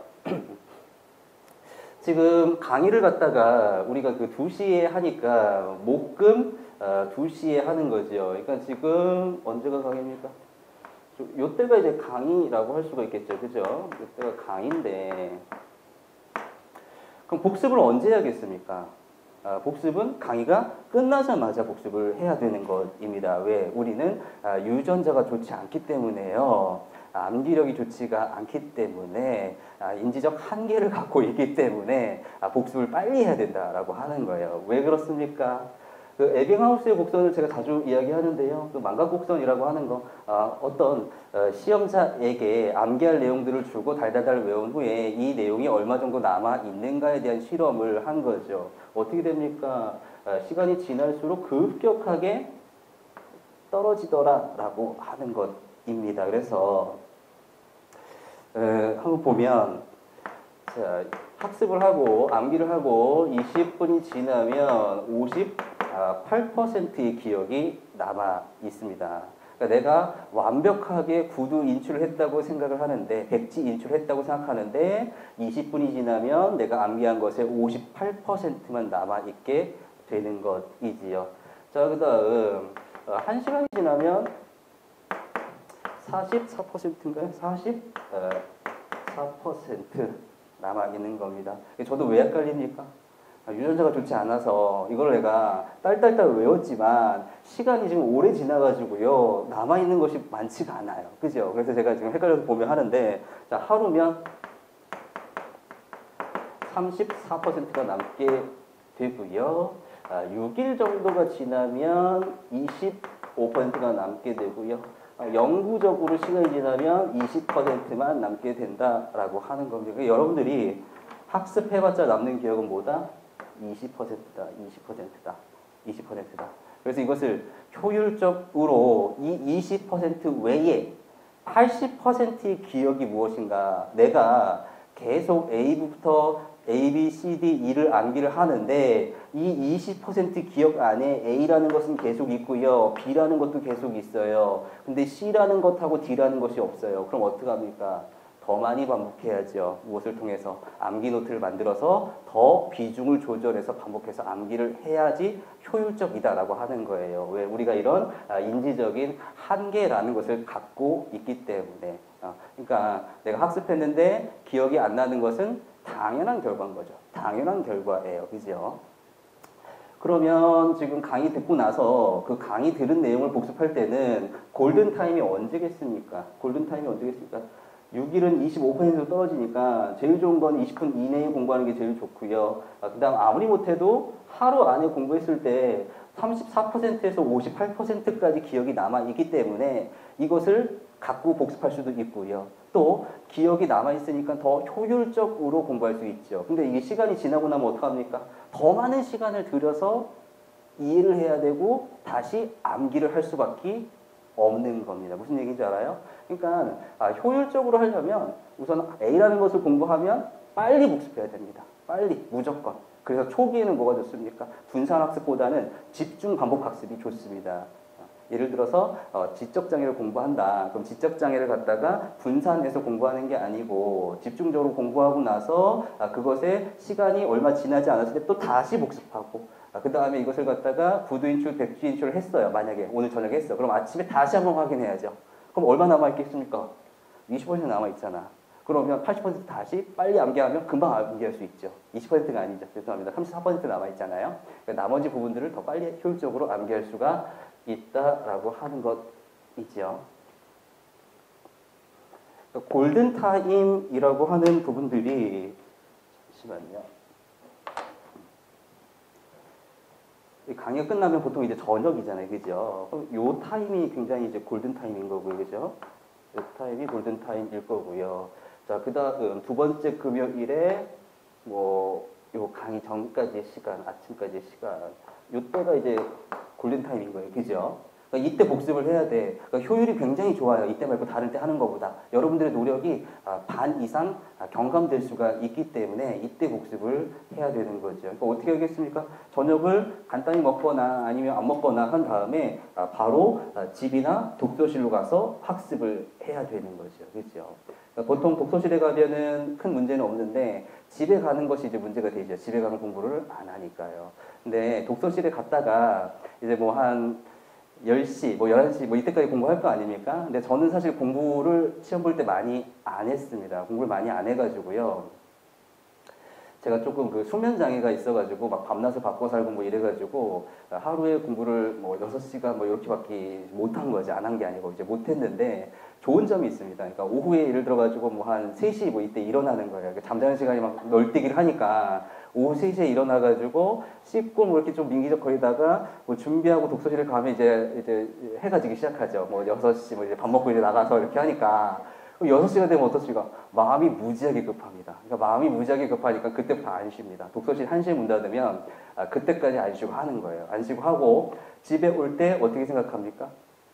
책을 싸오죠. 집에 가서 4시까지 공부하면 되겠다. 새벽 5시까지 공부하고 하면 되겠다라고 하는데 한 번도 공부하지 않죠. 네, 문제는. 근데 여기서 여러분들이 집에 가서 집에 안 가는 게 제일 좋고요. 독서실이나 도서관으로 바로 가는 게 좋고요. 그게 아니라면은 집에 갔을 때 바로 책상에 앉아야 됩니다. 그래서 바로 책상에 앉아서 공부를 하면 아무리 몸이 힘들어도 그 당시에 집중하기 때문에 여기서 1시간, 2시간, 3시간 더 공부할 수가 있어요. 근데 바로 책상에 안 가서 뭐 옷을 벗는다든가 엄마랑 얘기를 한다든가 뭐 씻는다든가 이러면 무조건 이거는 실패했다고 봐야 돼. 무조건 공부가 연장이 안 되니까 엄마랑 얘기할 필요도 없고 씻을 필요도 없고 옷도 갈아입으면 안 돼. 그냥 앉아야 돼. 바로 가서 기계적으로 앉아서 하다 보면 아무리 힘들어도 공부를 2시간, 3시간 연속할 수 있기 때문에 절대로 아무것도 하지 말고 바로 책상에 가서 앉아야 된다라고 하는 거예요. 씻고 싶으면 빨리 공부하고 이제 씻으면 되니까, 그죠? 이런 식으로 진행을 하면 되는 것이지요. 스터디를 그러면 이제 할 수 있는 효율적인 날짜를 찾아봐야 되는데 수요일 같은 경우에는 우선은 기출문제를 풀어야겠죠. 근데 기출문제를 그러니까 그 다음 주에 수업할 거, 다음 날에 수업할 기출문제 풀어야 되잖아요. 계속 주마다 반복되니까. 그러니까 이날 목금에 강의한 것을 갖다가 이날 복습을 하고 계속 이어질 거 아닙니까? 기출뿐만이 아니고 기본 내용도 암기해야 되니까 계속 이어지게 되면 기출문제를 풀 때는 보통 이제 수요일에 풀게 될 가능성이 많죠. 수요일 저녁 요 타임에 이제 풀 가능성이 많아요. 그럼 이때 기출을 풀고요. 좀 오래 걸린 사람은 아침부터 풀어야겠죠. 아침부터 풀어야 되고, 그죠? 화요일 날이 이제 스터디 하기에 제일 좋은 날이죠. 이렇게 봤을 때. 그러니까 화요일에 뭐 반나절을 하든 한나절을 하든 스터디를 하고요. 그 스터디하고 끝나는 게 아니고 내가 스터디 해봤더니 이 부분이 좀 부족하다라고 하는 거, 이 부분이 암기가 안 됐다라고 하는 것을 갖다가 이날 오전에 다시 해야겠죠. 이날 오전에 다시 해야 돼. 왜 그럴까요? 하루 띄어서 하면 기억이 확 줄어버려. 효율적으로 하려면 바로바로 이어서 해야 돼. 그러니까 무슨 얘기인지 알겠죠? 그렇다고 보면은 이 스케줄이 가장 좋은 스케줄이 아닌가라는 생각이 들기 때문에 요거는 여러분들이 자율성 있게 하시지만 반드시 지켜야 될 것은 뭐겠습니까? 이 골든타임이라고 하는 것을 잘 활용하셔라 라고 말씀을 드리고 싶습니다. 그리고 추가적인 것 조금 몇 가지 더 말씀드리면 그 직강생 같은 경우에는 금요일날 저녁에 이제 상담을 한다고 말씀을 드렸잖아요. 2명에서 3명 정도씩 이렇게 날짜를 좀 정해서 상담을 할 것 같고요. 자기의 어떤 공부 자료라든가 뭐 이런 것들을 갖고 오셔야 되고 혹시나 내가 작년에 왜 떨어졌는지 모르겠다라고 생각하시는 분들은 그 시험지하고 그 가다반을 가지고 채점을 좀 해가지고요 갖고 오시면 제가 시험지를 조금 분석을 해드릴 것 같고 인강생 분들은 이제 제가 그 몇 달에 한 번씩 강의가 종료될 때 뭐 이렇게 신청을 받아서 상담을 하고 있는데 인강생 분들은 석가탄신일에 상담을 하려고 하니까 기억을 하셨다가 뭐 신청을 하셔서 오시면 될 것 같습니다. 짧게 하려고 했는데요. 뭐 하다 보니까 좀 길게 진행이 된 것 같고요. 더 궁금하신 부분들이 있거나 학습할 때에 뭐 나는 이런 거 전혀 몰랐다, 한 번도 생각하지 못했다 이런 분들은 인강의 합격 설명회 때 자세하게 설명을 하고 있으니까요. 그걸 좀 참고하셔서 공부 계획을 세우셨으면 좋겠습니다. 이게 중요하겠죠. 저는 이게 굉장히 중요하다고 봐요. 왜냐하면 이제 물리적 노력보다 정신적 노력이 중요한 게 전략을 잘 세워야지 효율적으로 공부할 수가 있어요. 그러니까 효율적이어야지 쓸데없는 시간 낭비를 안 합니다, 사실은. 그렇기 때문에 제가 하루에 5시간, 6시간 공부했지만 합격할 수 있었던 비결은 뭐냐면 시간을 굉장히 효율적으로 써요. 나에 주어진 시간이 별로 없기 때문에 나는 쓸데없는 것은 하지 않겠다라고 생각했어요. 나는 다이렉트로 가는 방법을 무조건 생각하겠다라고 하는 것이었죠. 근데 제가 뭐 임용 볼 때는 학원 강사가 이제 없었어요. 그래서 뭐 있긴 했지요. 근데 거의 그 잘 나가셨던, 강의 잘 하셨던 그 분이 이제 그만두게 되면서 이제 그 과도기적 시점에서 제가 시험을 보게 되고 또 시험이 서답형에서 객관식으로 바뀌게 되는 그 첫 타임에 봤기 때문에 시험이 도대체 어떻게 바뀌는지에 대한 것들 뭐 정보가 전혀 없었습니다. 책도 전혀 없었어요. 지금 뭐 책이 막 엄청 많잖아요. 수험서가. 그때는 책이 전혀 없어가지고요. 보통 책이 뭐가 출간이 됐다, 수험서가 출간이 됐다 그럼 다 삽니다. 다 사서 그걸 봅니다. 왜? 없어요. 근데 저는 시간이 없기 때문에요. 그 문제집을 보고 나면 이 문제집이 기출과 동일한 유형의 어떤 그 질을 갖고 있는가라는 것을 우선 판단을 해봤어요. 근데 내가 보니까 이거는 기출 문제하고 좀 동떨어진 것 같다라고 생각이 됐고요. 그렇기 때문에 저는 그 문제집을 보지 않았습니다. 그 문제 보지 않고 기출 문제를 계속 풀었었고요. 제 친구 중에 한 명이 그 문제집을 보고 있으니까 그 친구한테 부탁을 해서 네 공부 수준하고 내 공부 수준하고 비슷하니까 네가 이것을 풀다가 새로운 개념이 있거나 내가 공부해야 될 것들이 있다면 네가 정리를 한 노트를 나한테 조금 복사해서 줘라. 그러면 나는 내가 지금 하고 있는 이곳에서 너한테 필요한 자료를 주겠다라고 해서 시간을 절약을 했습니다. 그러니까 사실은 임용시험이라는 게 시간하고는 큰 상관은 없다라는 생각이 들어요. 시간 양이 비례하지는 않잖아요. 여러분들이 그거는 잘 아실 겁니다. 왜냐하면 임용이라고 하는 것이 굉장히 복잡한 시스템을 갖고 있습니다. 내용도 굉장히 방대한데 그 안에서의 포인트들도 굉장히 많기 때문에 시간이라고 하는 것이 큰 영향을 끼치지는 않는 것 같습니다. 하지만 내가 이 컷을 넘으려면 하루에 몇 시간에 투자해야 되는가라고 하는 것은 모르죠, 아무도. 내가 5시간 공부했을 때 컷을 넘을 수 있는가, 10시간 공부했을 때 컷을 넘을 수 있는가, 17시간 공부했을 때 컷을 넘을 수 있는가는 아무도 모르기 때문에 내가 할 수 있는 최대한의 노력은 해야겠죠. 그렇지 않으면 떨어졌을 때 굉장히 후회가 될 수밖에 없어요. 그래서 뭐 이렇게 뭐 주구장창 조금 오늘 길어진 것 같은데 OT에서 제가 했던 이야기들 잘 기억하셔가지고 학습 전략을 세우시고 이 전략도 그냥 그대로 가져가지 마시고요. 제 얘기가 반드시 옳은 것은 아니니까요. 생각해 보시고 옆에 있는 선생님하고 토론해 보시고 수정할 수 있으면 수정하시고요. 가장 효율적인 방법이라고 생각하는 것들 계속 생각하셔서 가셨으면 좋겠습니다. 15분 정도 쉬었다가요.